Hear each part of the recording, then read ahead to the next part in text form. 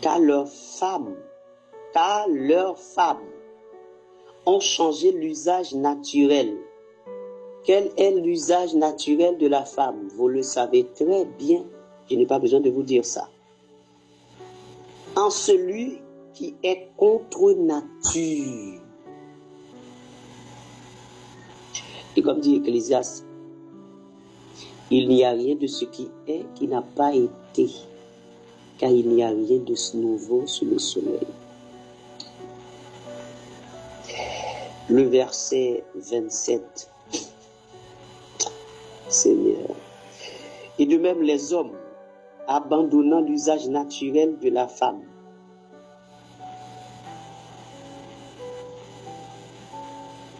et se sont enflammés. L'apôtre a été très dur ici. Comment l'apôtre dit le texte? Et de même les hommes, c'était les femmes ici là, car leurs femmes, les femmes de ces hommes-là, leurs femmes ont changé l'usage naturel en celui de contre-nature. Allez, les femmes ont changé. Et les hommes, c'est passé. Et de même, les hommes, abandonnant l'usage naturel de la femme, et se sont enflammés dans leurs désirs les uns pour les autres, commettant homme avec homme des choses infâmes. Des choses infâmes. Et recevant en eux-mêmes le salaire que méritait leur égarement. D'ailleurs, c'est une punition, c'est un salaire lorsque vous arrivez à un tel stade. Comme ils ne sont pas souciés de connaître Dieu, Dieu les a livrés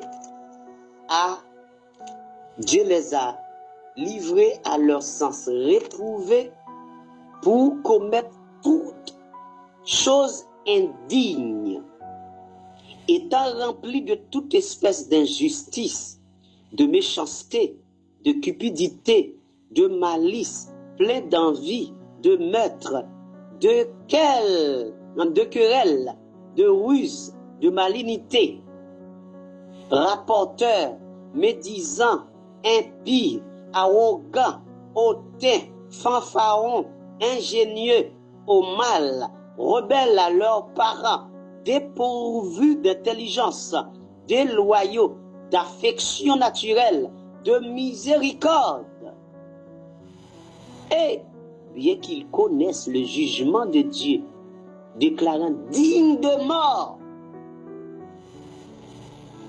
ceux, au pluriel, qui commettent de telles choses, non seulement ils les font, mais ils approuvent ceux qui les font. Allez, vous faites l'abomination là et vous dites, vous, c'est pas grave, moi je le fais. Oh Seigneur, vous êtes déclaré digne de mort.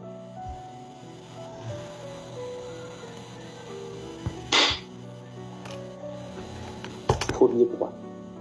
Deuxième point. Deuxième point.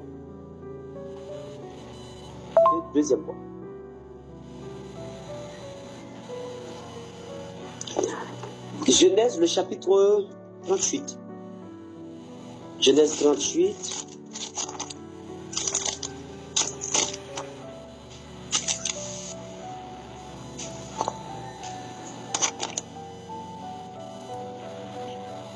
Genèse 38, le verset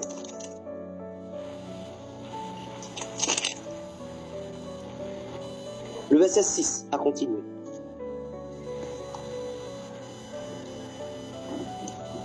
Genèse 38, verset 6, à continuer.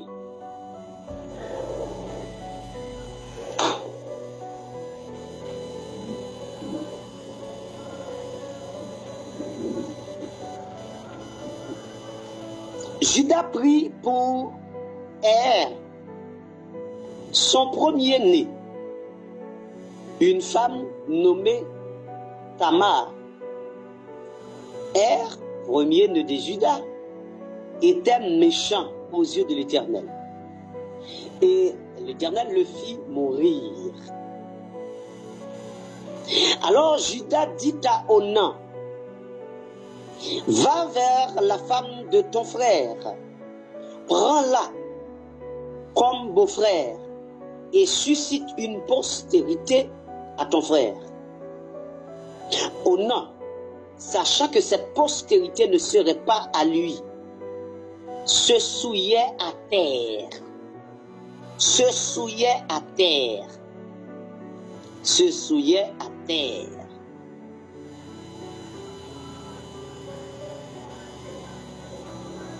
Lorsqu'il allait vers la femme de son frère, il se souillait à terre lorsqu'il allait vers la femme de son frère, afin de ne pas donner de postérité à son frère.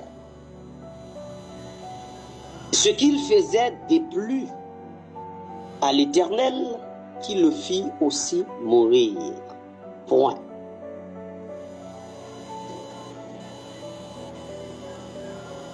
Le deuxième point, c'est pas long. Vous avez vu où Onan se souille, ou autrement dit, il jouit à terre, ou éjacule, et puis éjaculation externe. Et Dieu fait quoi? Dieu le fit mourir. Si on entre dans les profondeurs des Écritures, ce que je ne vais pas faire maintenant, parce que sinon je ne vais pas terminer avec ça, vous allez voir que nous avons commis tellement de péchés, tellement d'erreurs aussi. Enfin, la plupart, ce n'est pas l'ignorance, parce qu'ils ne savaient pas. Il y en a qui savent qu'ils le font, par leur faiblesse. Donc, nous avons commis beaucoup de choses mauvaises. Le fait de se déshonorer soi-même, c'est abominable, c'est digne de mort, ça. 2, le fait de se jouir à terre, ou se souiller à terre, c'est digne de mort.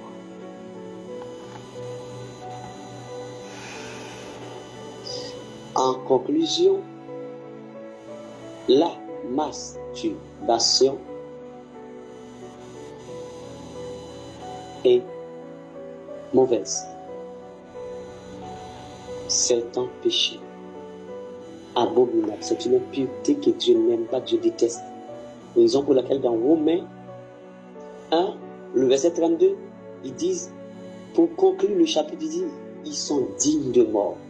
Ceux qui le font et ceux qui approuvent ceux qui le font dignes de mort. Raison pour laquelle que le Seigneur déteste cela et le Seigneur n'aime pas ça. Ok? Donc,